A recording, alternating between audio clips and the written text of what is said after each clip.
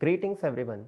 We are the members of Group 8, namely Abhishek, Gopesh, Kautuk, Komal, Manas, Ragini and Saurabh. We are here for our strategic management presentation on the topic strategic analysis of pharmaceutical industry. Before we begin, we would like to thank our teacher and guide for the project, Ashutosh Khanna, for guiding us and for supplying us with enormous wealth of knowledge he possesses. Thank you, sir. Next slide, please. Talking about the pharmaceutical industry in India, India ranks third worldwide for the pharmaceutical production by volume and 14th by value. We supply over 50% of global demand for various vaccines, 40% of the generic demand for US, and 25% of all medicines for United Kingdom. India's domestic pharmaceutical industry market is estimated at $42 billion and is likely to reach $65 billion by 2024. Indian drugs are exported to more than 200 countries in the world, out of which generic drugs account for 20% of the global export in terms of volume, making the country largest provider of generic medicines globally. We are expected to further expand our productions globally in the coming years. We have a huge advantage of producing cost-efficient medicine, and the research and development is further going to boost this. The investments from the government, key players, and foreign direct investment is going to play a major role in the coming years. And we are looking at a booming pharma industry whose growth potential is huge. I would now request Abhishek to explain the pestle analysis of the company to help us further understand the strategic analysis of the pharma industry. Abhishek, please. A pestle analysis is an acronym used for political, economic, social, technological, environmental, and legal analysis. A pestle analysis helps an organization to identify the external forces that could impact their market and analyze how could they be directly impacting the whole industry. Starting with political, it generally includes government policies that are being implemented that could affect a particular industry. Here, pharma industry in India could directly be affected by Pradhan Mantri Bharatiya Jan Aushadhi Yojana. National health policy are some policies that could contribute to the growth of pharma industry. Economic, as the healthcare system has improved all over the country, people are spending more on their health, which indirectly helps the pharma industry to grow. Social, people believe in allopathic medicine is increasing. This directly impacts the sale for pharmaceutical industry. The aging population is growing, which means more sales for the medicine, that is, would be increasing the volume of the medicine produced by the pharma industry. Technological, artificial intelligence, big data, data mining, etc. are taking the pharma industry by storm. They're helping the companies to make more informed decisions for what volume of medicine to be produced when. Startups are exploring the use of these technologies to address various challenges in production, distribution, and storage. This is helping them to decrease the cost, which in turn increase the profits. Environmental. Pharmaceutical industry causes a lot of pollution, especially water and soil pollution. As people are getting more environment conscious, the pharma industry must find ways to control it, and to avoid future heavy fines from the government. Pharma industry also produces a lot of plastic waste, which is a disaster of its own. Legal aspects, the patents is very important for pharma company, and it requires a lot of legal procedures. If the company fails to adhere to set guidelines, it may face legal proceedings. Now, Gopesh would be explaining us about the Porter's five principles. Porter's five forces is a framework used to analyze the company's competitive environment. The five forces are the bargaining power of a buyer. It is low to medium for the pharmaceutical industry. End users are different from the influencer, that is the doctor, and therefore the consumer will take the prescribed drugs that is given by the doctor only. Pharmacies primarily focus on profit margin and they are not incentivized to help customer to get the low price farmers.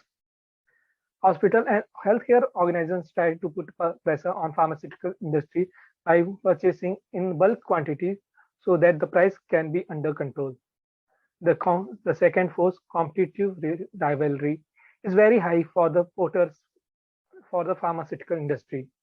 Global market of $1 trillion makes this industry very lucrative and has a cutthroat competition throughout.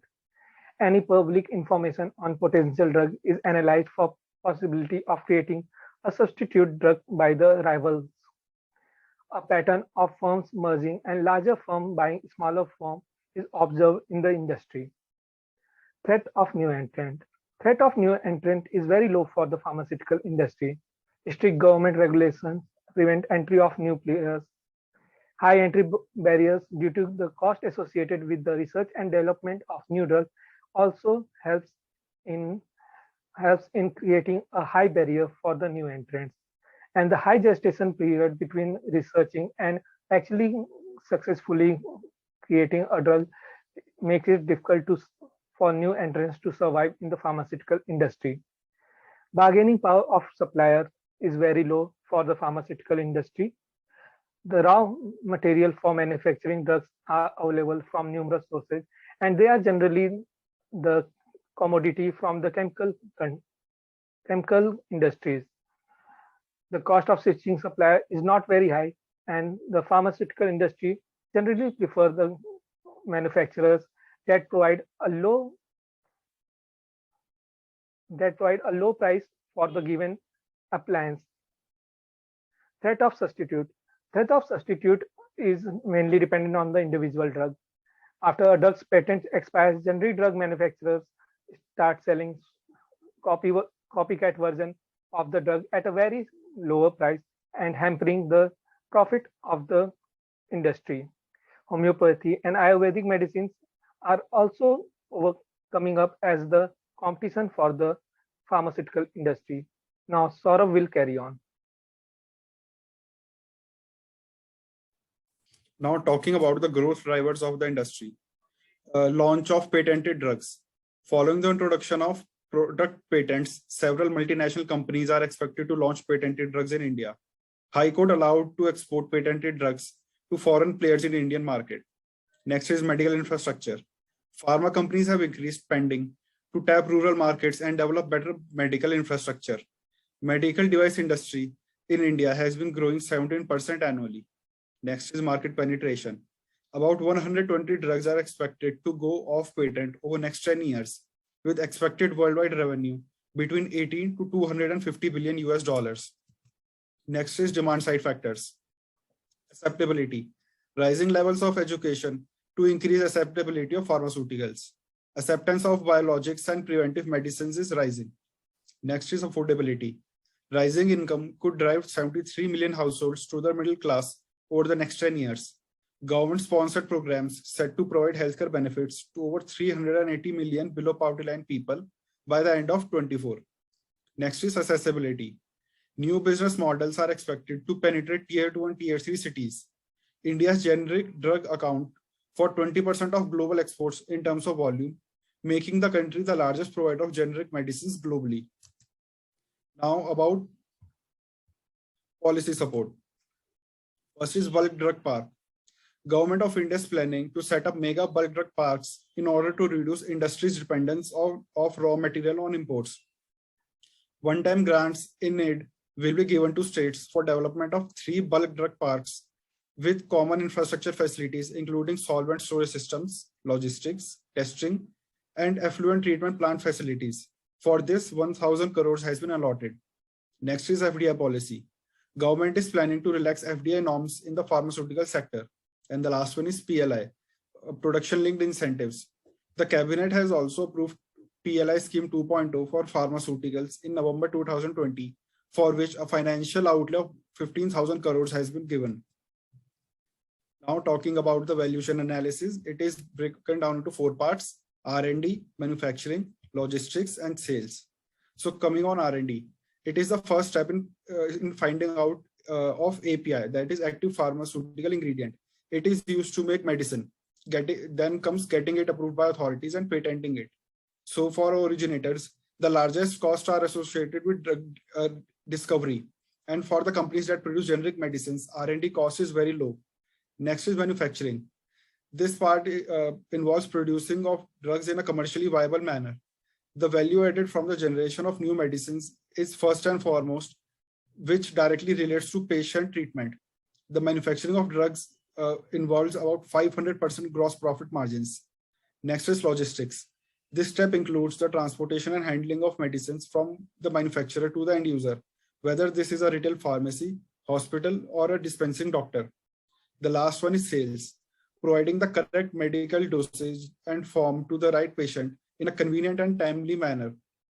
The seller makes out 25 to 30% profit in this field.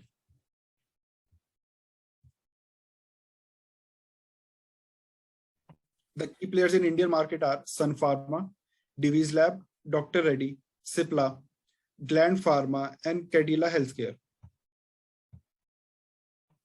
The two companies that we've chosen for the analysis are Sun Pharma and Cipla. Sun Pharma is an Indian multinational company based in Mumbai that is known for manufacturing, selling, and selling pharmaceutical formulations primarily in India and the United States. For Sun Pharma was founded by Mr. Dilip Sanghvi in 1983 with just 5 products for the treatment of psychiatric ailments. Today, it is India's largest chronic drug manufacturer and the market leader in psychiatry, cardiology, etc. Nearly 69% of the company's sales are from markets outside India, primarily the US. The company currently has more than 40 manufacturing facilities across the world and has marked its presence in more than 80 emerging markets. The company also has strong market presence across all major markets in Western Europe, Canada, Australia, New Zealand, Japan, and China. Over the years, the company has entered into various mergers and acquisitions, with the latest being the acquisition of Polo Pharma in Japan to strengthen its global presence in dermatology. The company has a global revenue of more than $4.5 billion. With a team of more than 2,000 scientists, they invest 7 to 8% of their global revenues in R&D each year. Now we look at the financials of the company. Sun Pharma, created in 1983, had a CAGR of 7.9% at the course of last 10 years. Looking at the total income, it has been on the positive side, reaching almost 14,000 crore in the year 2021. Although the company has seen its ups and downs, while talking about a net profit, it has stood its ground and made a profit of 2,139.7 crore in the year 2021. Now Komal will take over from here. Moving on to the SWOT analysis of Sun Pharma. The strength of Sun Pharma are: Sun Pharma is the 4th largest specialty generic pharma company in the world, with global revenues of over $4.5 billion. Its net profit is growing with increasing profit margin. It is the largest Indian company in the emerging market, with a presence in over about 80 markets. Weakness of Sun Pharma: the specialty initiative entails high upfront investment for long-term benefits, thus impacting short-term profitability. There are regulatory issues in manufacturing processes. Price control limits are also set by the governments. Opportunities of Sun Pharma: it can increase investment in the budding markets to grow in the global economy and expand worldwide. Favorable macroeconomic parameters for India and emerging markets are likely to ensure volume growth for pharma product in these markets. Talking about the threats of Sun Pharma: growing competition in the generic market. There is a stiff competition in the generic market for other low-cost rivals like Lupin, Dr. Reddy's, Cipla, which affect the growth of market share of Sun Pharma. Now the next threat is government across the world try to control their healthcare budgets, which may lead to government mandate prices control on pharmaceutical product. Now we are moving on to the company analysis of Cipla. Cipla is a leading pharmaceutical from India, which is with a presence in more than 100 countries. It is ranked among the top 10 most dispersed generic companies in North America. It was established in 1935 as Chemical Industrial and Pharmaceutical Laboratories Limited. The company has a vast portfolio with more than 1,500 products in the market. The company's business is divided into 3 strategic units: APIs, respiratory, and Cipla Global Access. Its largest market is India, followed by Africa and Northern America. In 2019, Cipla entered digital therapeutics by partnering with Wealthy Therapeutics in India and BrandMed in South Africa to bring together behavioral science, real-world clinical evidence, and artificial intelligence to provide real-time monitoring, coaching, and advice to patients. In August 2021, Cipla and Chemwell Biopharma signed a joint venture agreement for the development, production, and commercialization of biosimilars. Now looking at the financials of Cipla, an 86-year-old company, it had a CAGR of 8% over the course of last 10 years. Total income for the last 10 years had been on a rise, with a total income of 13,900 crore for the year 2021. The net profit for the organization was rupees 2,468.68 crore for the year 2021. Now overview of SWOT analysis will be given by Komal. Moving on to the SWOT analysis of Cipla. So the strengths of Cipla is, it is effectively using its capital to generate profit with leading share in the respiratory category. Return on capital employed is improving in the last 2 years, and Cipla has low debt and increasing revenue every quarter from the past 2 quarters. It is a reputed brand with a strong portfolio with over 1,500 products in 65 therapeutic categories available. Weakness of Cipla. It faces strong competition from international and domestic market giants, means limited market share in the world. It faced problem due to negative campaign by AIDS Healthcare Foundation, which affected its image negatively. Opportunities. Strategic expansion. Cipla is continuously expanding its business in India and internationally through efforts such as investment, collaboration, and acquisition. Cipla, for example, invested in biotech manufacturing facility in South Africa and many other countries. Artificial intelligence, big data, and data analytics to play an increasing role in pharma industry and can help Cipla grow. Threats for Cipla. Fluctuation in exchange rate. Any change in the exchange rate affect the company's financial agreement with other countries and thus can affect profitability. Significant volatility in the forex market, especially in the emerging market currencies, may adversely impact reported growth of these markets, even though they may be recording growth in the local currency terms. Other threat is constant price rises in India is taking its toll and compounding the problem. Thank you. This is all from our side. Thank you, everyone.